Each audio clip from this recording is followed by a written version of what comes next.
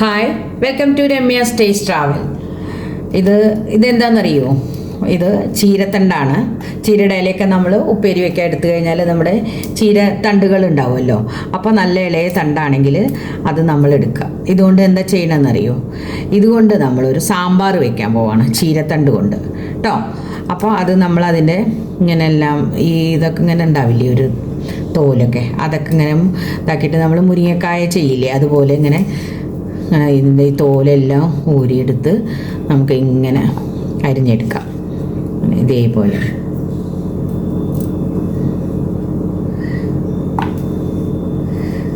ഇളയ തണ്ടാവുമ്പോൾ നമുക്ക് വേഗം തന്നെ കിട്ടും.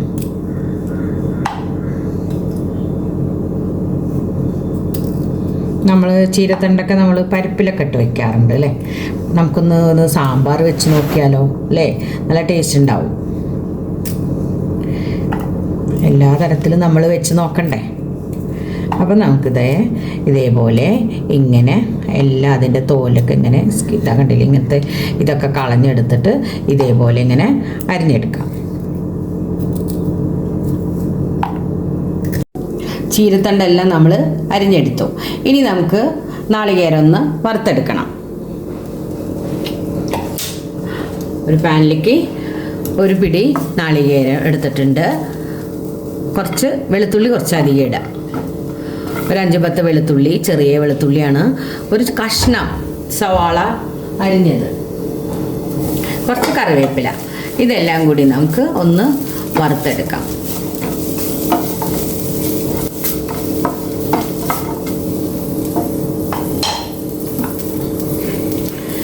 അതിലേക്ക് നമ്മൾ കുറച്ച് വെളിച്ചെണ്ണ ഒഴിച്ചു കൊടുക്കാം.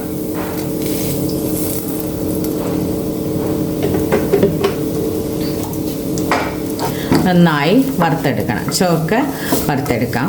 ഇനി അതിലേക്ക്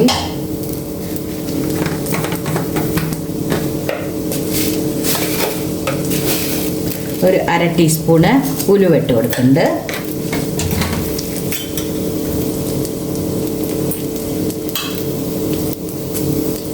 ഒരു 1/4 ടീസ്പൂണ് ചെറിയ ജീരകം ഇട്ട് കൊടുക്കുന്നുണ്ട്. 1/4 ടീസ്പൂണ് ചെറിയ ജീരകം, കൂടുതലും ആവണ്ട, ചെറിയ ജീരകം. നന്നായിട്ട് ചുവക്കെ വറുത്തെടുക്കാം.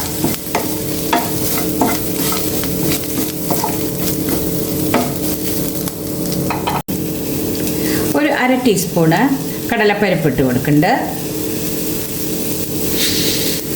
അതുപോലെ ഒരു 1/2 ടീസ്പൂണ് ഉഴുന്നുപരിപ്പ് ഇട്ട് കൊടുക്കുന്നുണ്ട്.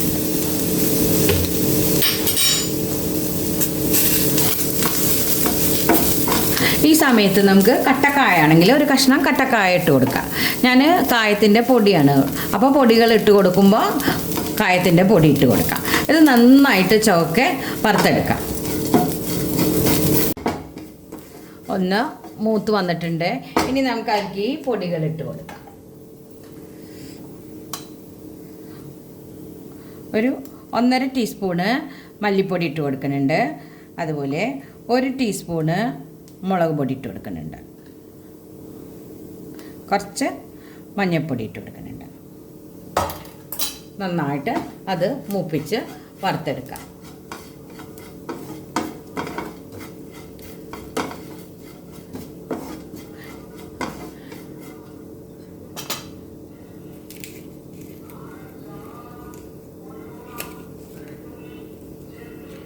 ഇനി അതിലേക്ക് കുറച്ച് ഞാൻ കായം പൊടി ഇട്ട് കൊടുക്കുന്നുണ്ട്.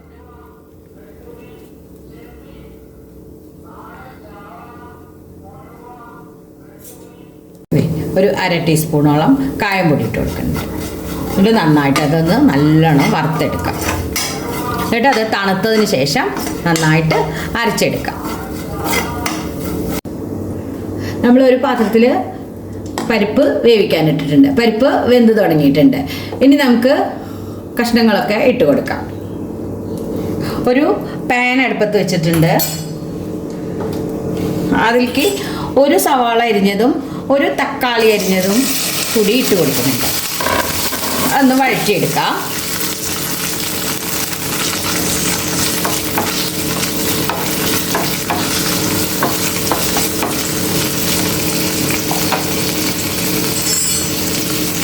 അതിൻ്റെ കൂടെ തന്നെ നമ്മൾ അരിഞ്ഞു വെച്ച ചീരയുടെ തണ്ടും കൂടി ഇട്ട് കൊടുക്കുന്നുണ്ട്.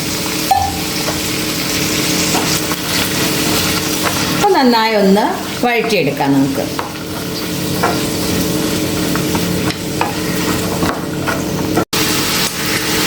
നമ്മൾ ആ വാട്ടിയ പച്ചക്കറിയിലേക്ക് നമ്മൾ കുറച്ച് ഉപ്പിട്ട് കൊടുക്കാം. അതിൽ കുറച്ച് മഞ്ഞൾപ്പൊടി ഇട്ടു.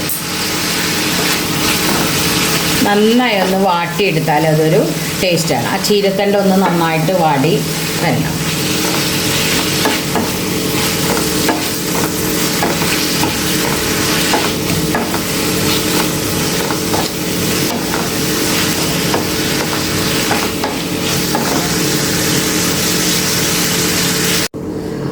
പരിപ്പ് വെന്തു, നമ്മൾ ചീരത്തണ്ടൊക്കെ ഒന്ന് വാട്ടിയെടുത്തു. ഇനി അത് പരിപ്പിലേക്ക് ഇട്ട് കൊടുക്കാം.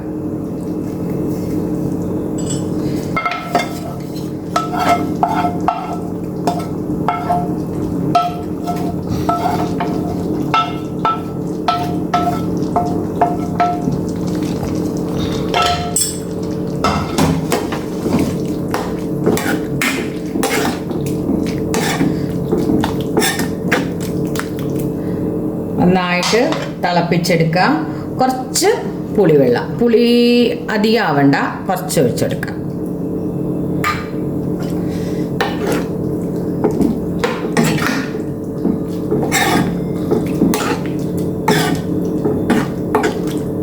ഇനി ആ ഇതിൽ കിടന്നൊന്ന് തിളച്ച് ഒരു വേവും കൂടി ഉണ്ട്. ആ ചീരത്തണ്ടിന് ഒന്നും കൂടി വേവിച്ചെടുക്കാം. മൂടി വെച്ചാൽ പെട്ടെന്ന് തന്നെ നമുക്ക് തിളച്ച് കിട്ടും.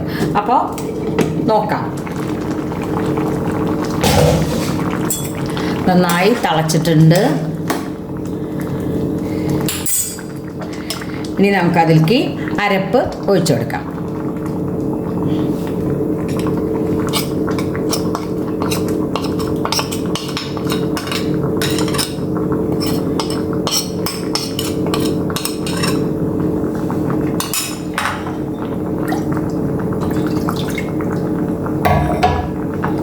അതിലേക്ക് കുറച്ചും കൂടി വെള്ളം ഒഴിച്ചിട്ട് നമുക്ക് ഒഴിച്ചു കൊടുക്കാം.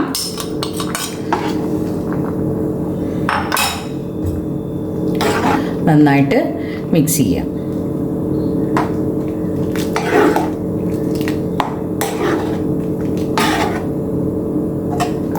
നല്ല മണം വരുന്നുണ്ട്. ഇനി നന്നായിട്ടൊന്ന് നല്ലോണം ഒന്ന് തിളപ്പിച്ച് എടുക്കണം. നന്നായി തിളച്ചു, ചീരത്തണ്ടൊക്കെ വെന്തു, നല്ല പാകമായിട്ടുണ്ട്. ഇനി നമ്മൾ അതൊന്ന് വറുത്തിടണം. അതിലേക്ക് 2 തണ്ട് കറിവേപ്പില ഇട്ട് കൊടുക്കാം. ഉപ്പൊക്കെ നോക്കിയിട്ട് പാകത്തിന് ഉപ്പിട്ട് കൊടുക്കാം. ഇനി നമുക്കിതൊന്ന് വറുത്തിടാം. വറുത്തിടാനായിട്ട് വെളിച്ചെണ്ണ ഒഴിച്ച് കൊടുത്തിട്ടുണ്ട്. അതിലേക്ക് കടുകിട്ട് കൊടുക്കാം.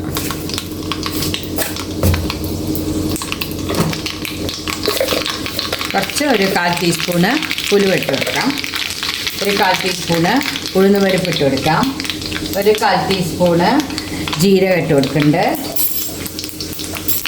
കുറച്ച് വറ്റൽമുളക് ഇട്ട് കൊടുക്കുന്നുണ്ട്.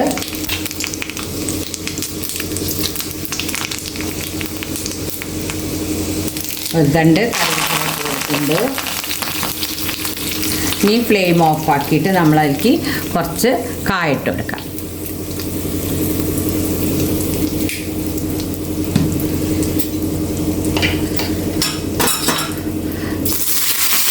ഇനി നമ്മളിത് കറിയിലേക്ക് ഒഴിച്ചു കൊടുക്കാം.